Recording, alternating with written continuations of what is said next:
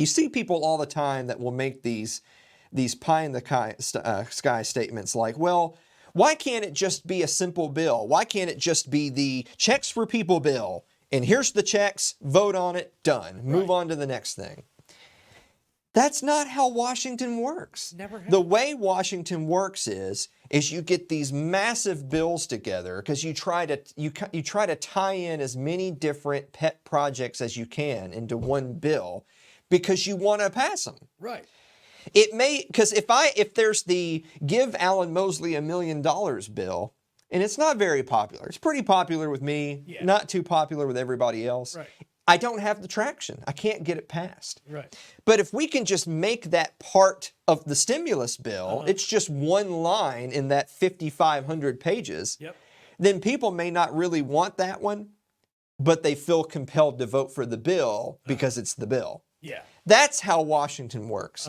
And the last thing, too, by the way, and this is something Justin and Mosh had touched on, is that a lot of people lash out at random Congress people. Like someone could write a Thomas Massey or a Justin Amash and say, well, what are you doing? What are you doing to fix this? Why don't you go on to the House floor and say, well, I want to amend this bill. I want to make X, Y, and Z changes. Let's vote. Yeah. That's the way a lot of people think that Congress works. And this is why I'm an anarchist. On paper, that's how Congress works. You have your body of representatives. They come to the chambers. Something is brought to the floor. It's brought to the floor for discussion. It's brought to the floor for debate. And then amendments can be proposed and voted on. And then after it's been, because that's what legislating is. Yeah. And after a bill has been legislated to a point where everyone has had a chance to break it down, discuss it, take it line by line, then you have a final form, and then that goes to a vote. Right. On paper, that's how this works. Folks, that hasn't been how it's worked for a long time.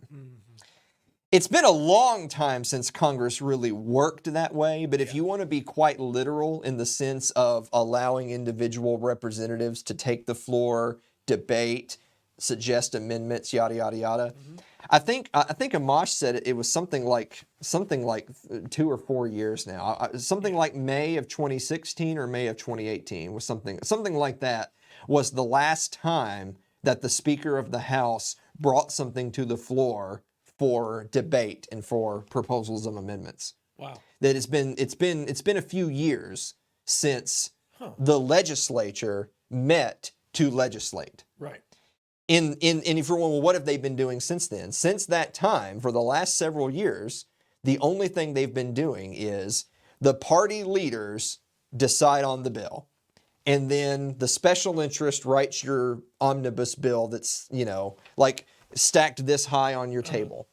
And then when all of that's done, they decide what the bill's going to entail. They have their cronies write it up. And then they go to the House and say, all right, vote, yes or no. That's all your representative. So your representative at home, wherever you live, if you're hearing my voice, they have about as much say on things as you do. Yep. That's the real thing. If you're not a party leader, you really just don't have any say. Right. Now, I could say that, well, then the answer is you should just vote no on everything. Be Ron Paul. If that's how they're going to do it, vote no on everything. Well, Rand Paul did. AOC didn't. But you know what? Most didn't. Most didn't, and that includes Democrats and Republicans. This isn't just a partisan thing. The overwhelming majority of people on both sides of the aisle are content to just be given a bill and vote yay or nay, and not really represent, not really legislate. Right. That's why it's broken. That's another reason I'm an anarchist. We gotta make a little graphic for it. That's another reason I'm an anarchist. Well.